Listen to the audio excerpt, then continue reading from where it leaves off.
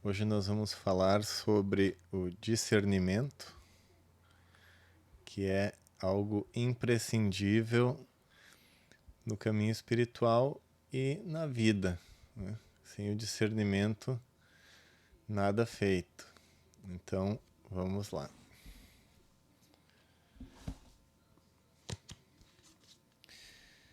Em todo o mundo, há somente dois tipos de pessoa: as que sabem e as que não sabem.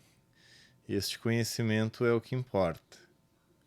A religião que um homem professa, a raça que ele pertence, essas coisas não são importantes. O que é realmente importante é este conhecimento.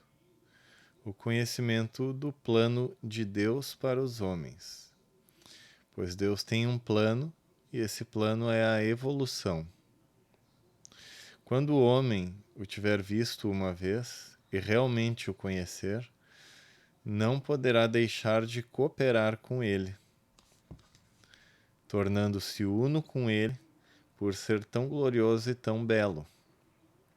Assim, porque sabe, ele está ao lado de Deus, mantendo-se no bem e resistindo ao mal, trabalhando para a evolução e não por egoísmo.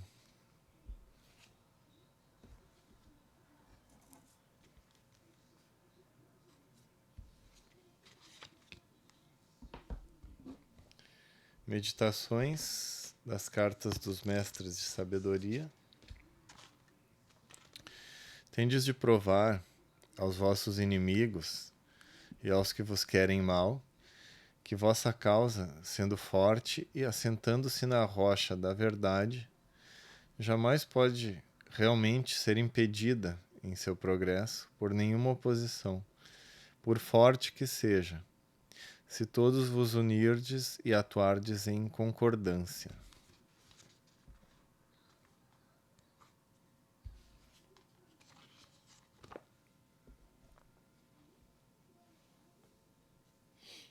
Vamos ver aqui o Profeta, de Khalil Gibran, hoje sobre a doação.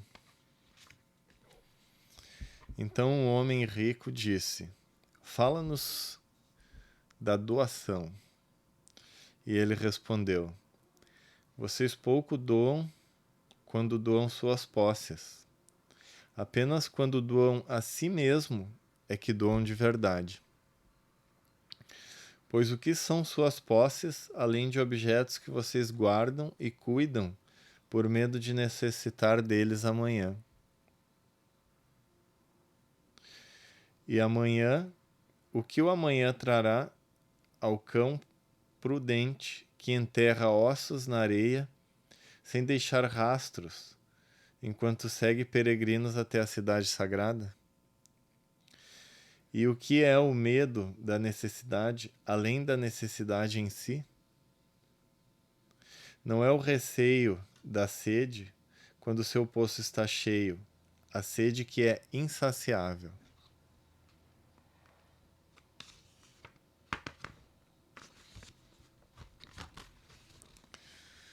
Há aqueles que dão pouco do muito que possuem,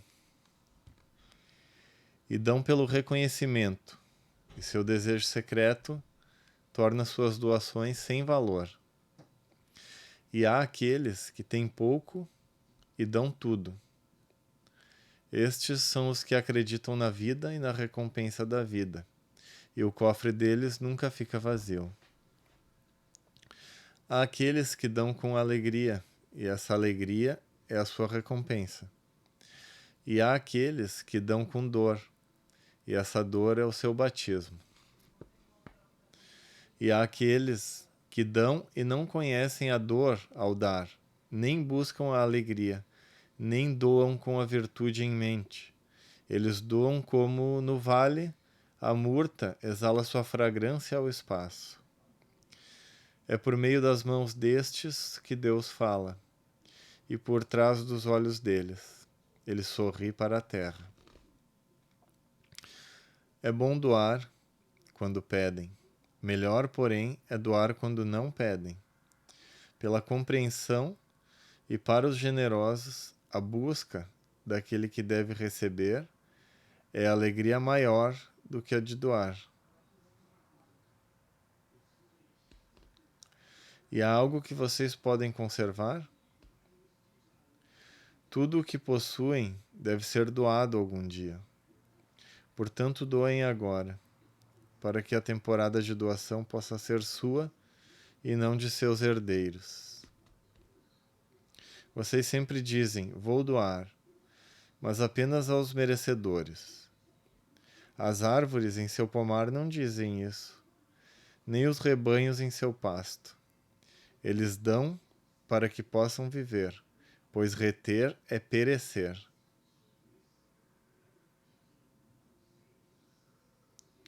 Certamente aquele que é digno de receber seus dias e suas noites é merecedor de tudo mais de vocês.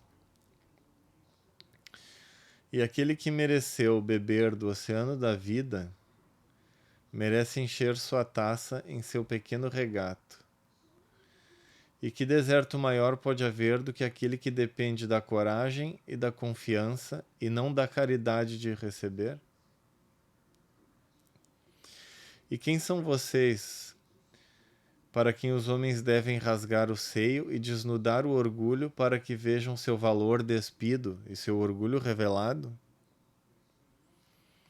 Verifiquem primeiro se merecem ser doadores e instrumentos da doação, pois na verdade é a vida que dá a vida, enquanto vocês, que se consideram doadores, são apenas testemunhas.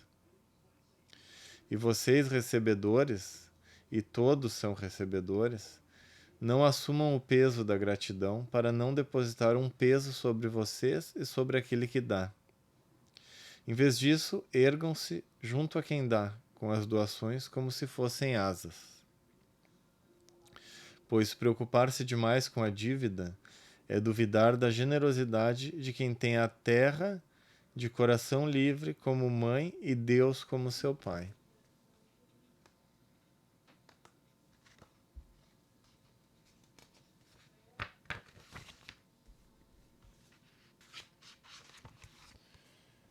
Continuando.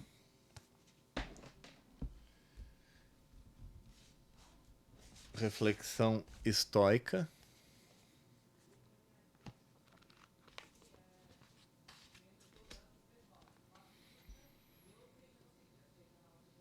De Epíteto.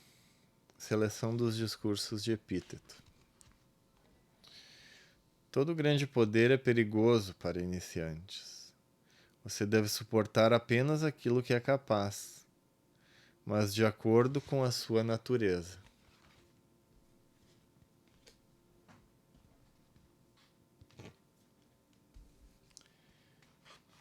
O Dhammapada, que é o livro da doutrina budista.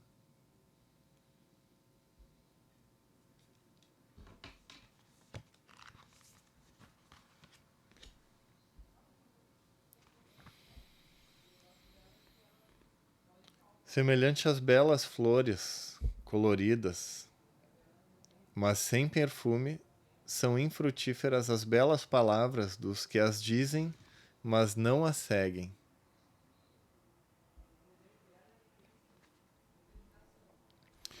Semelhante às belas flores coloridas e perfumadas, são frutuosas as belas palavras dos que as dizem e as seguem. Como um monte de flores dá numerosas grinaldas, assim também o homem nesta vida tem numerosas boas ações a praticar.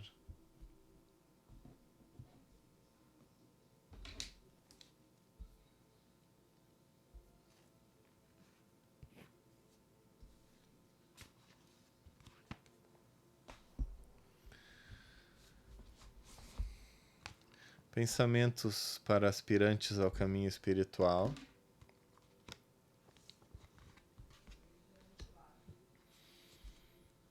De Sirihan.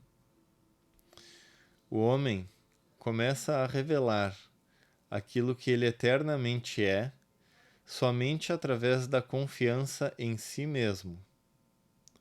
A singularidade que constitui cada ser individual é a verdadeira separação entre o eu pequeno e o eu grande, entre o centro individual e o manas universal.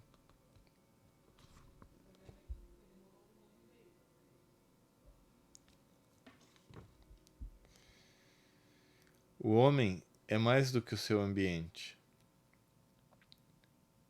É da qualidade inata do espírito nele, sua mina interna, que ele retira aquelas ideias, suas intuições, que unificam suas percepções do mundo externo instantaneamente com um valor qualitativo e não quantitativo, e que ele incorpora nas obras de sua cultura aquelas realizações que pertencem não somente a um tempo particular, mas a todos os tempos, e assinalam a senda de seu progresso ascendente.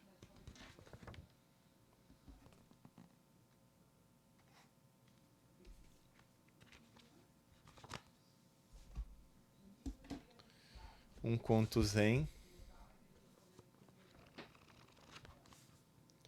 a imagem sagrada. Um monge adorava uma imagem dourada de Buda, bem como algumas relíquias que ele mantinha sempre ao seu lado. Mesmo no dormitório, constantemente queimava incenso e se prostrava diante da imagem e das relíquias, honrando-as e fazendo ofertas. Certo dia o mestre se aproximou do monge e disse: a imagem e as relíquias de Buda que você está adorando eventualmente lhe farão mal. O monge não se convenceu. O mestre continuou: isso é arte do demônio. Jogue tudo fora imediatamente. Quando o monge se retirava, furioso, o mestre gritou: abra e veja por si mesmo. Embora com raiva, o monge abriu a caixa e lá dentro viu, toda enrolada, uma cobra venenosa.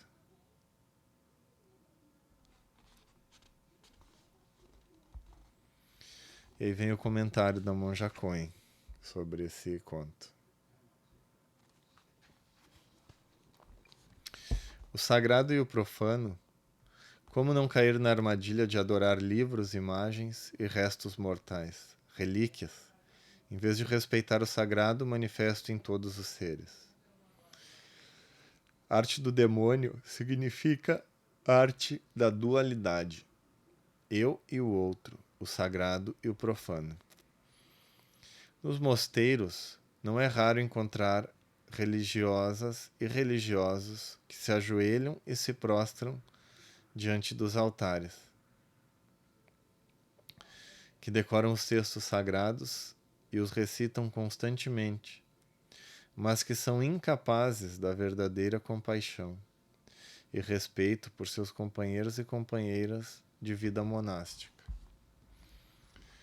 Estão sempre julgando, reclamando ou se afastando das pessoas, enquanto adoram objetos ou textos que apenas representam o sagrado.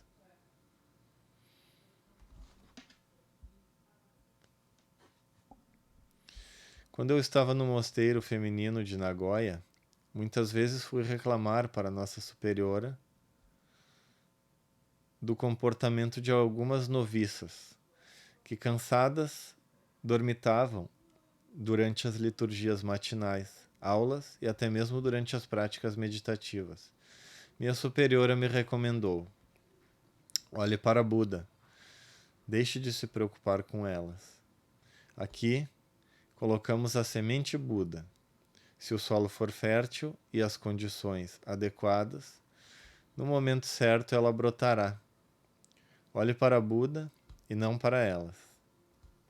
Na minha ignorância, durante as liturgias matinais ou vespertinas, meus olhos não se desviavam da imagem de Buda do altar principal.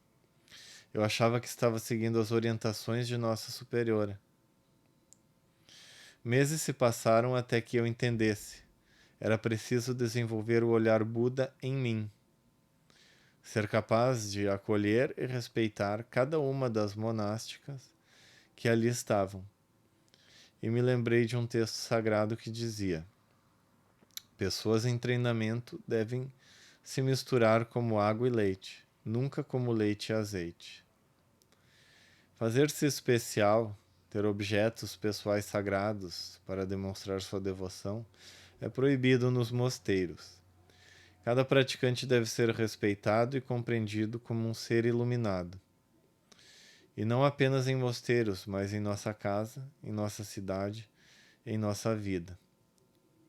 E é curioso isso de considerar cada um como um ser iluminado, justamente porque na tradição se diz que pelos sábios que já chegaram, né, os arhats que já chegaram a esse nível, que existe o Logos, que é essa luz divina, a luz primordial que emana do não ser, né, de Parabrahman, e essa luz ela vem se refletindo e perdendo cada vez mais a sua potência, digamos assim, conforme vai caindo nos diversos planos, né, mental, astral, material. E porém essa luz ela ainda está ali. Basta com que a pessoa, através de muitas e muitas encarnações, vá depurando e purificando seus veículos até o momento em que ela consiga fazer a reconexão com essa luz do Logos, né? Com essa luz interior que sempre esteve ali, ou seja, ela já era um ser iluminado, apenas que sua consciência estava vivendo num plano de diferenciação, né? Um plano de separatividade, no plano físico, emocional ou mental, e não reconhecendo que ela já era um Buda em essência, mas achava que estava separada de todo o resto.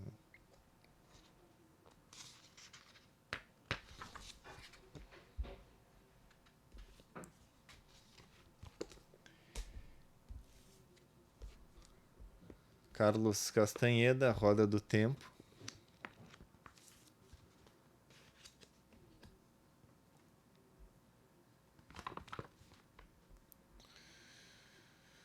Um guerreiro não tem honra, nem dignidade, nem família, nem nome, nem país. Ele tem apenas a vida para ser vivida. E nessas circunstâncias, sua única ligação com seus semelhantes é sua loucura controlada. Essa loucura controlada também tem a ver com o que a gente acabou de falar, porque no caminho do guerreiro ele aprende. Na verdade, ele inicialmente aprende e depois ele vê diretamente as emanações da águia, que nada mais são do que exatamente essa luz do Logos manifestada nele mesmo. E a loucura controlada é justamente viver num mundo manifestado, sabendo-se uma que da própria origem, né? Que ele de sua própria origem interior, que é justamente essa luz primordial que está em todos os seres, em todas as coisas manifestadas no universo. E então, finalizamos aqui as leituras. Eu gostaria apenas de, antes de fazer a meditação de encerramento, convidá-los para participar das aulas gratuitas da Sociedade Teosófica que ocorrem todos os dias às 19h30 no canal Sociedade Teosófica no YouTube. Cada dia uma temática diferente e são aprofundados esses temas espirituais, de teosofia, filosóficos e relacionados. Então, vamos finalizar com a nossa meditação. Então, para isso, vamos nos colocar numa posição com a coluna ereta, ombros relaxados, pés bem apoiados no chão, respiração lenta e profunda, abdominal, língua no céu da boca.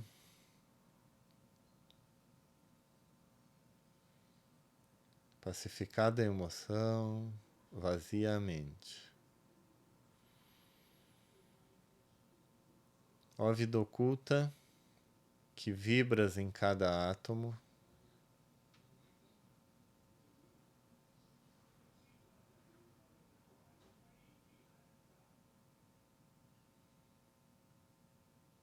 ó luz oculta, que brilhas em cada criatura,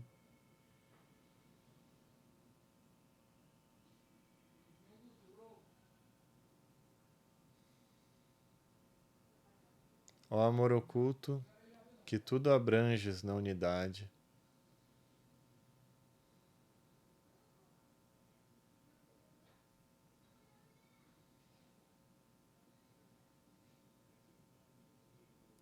possa todo aquele que se sente uno contigo saber que por isso mesmo ele é uno com todos os outros.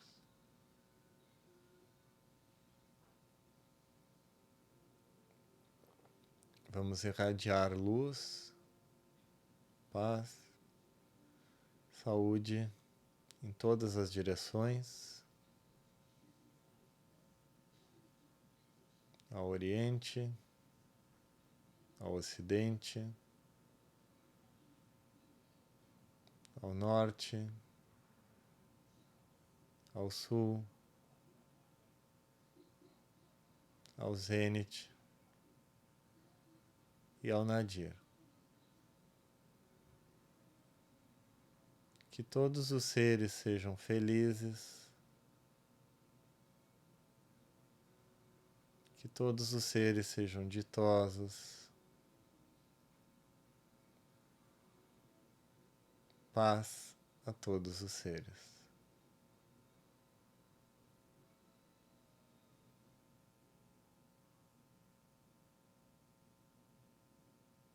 Que os méritos desta prática possam se estender em benefício de todos os seres sencientes.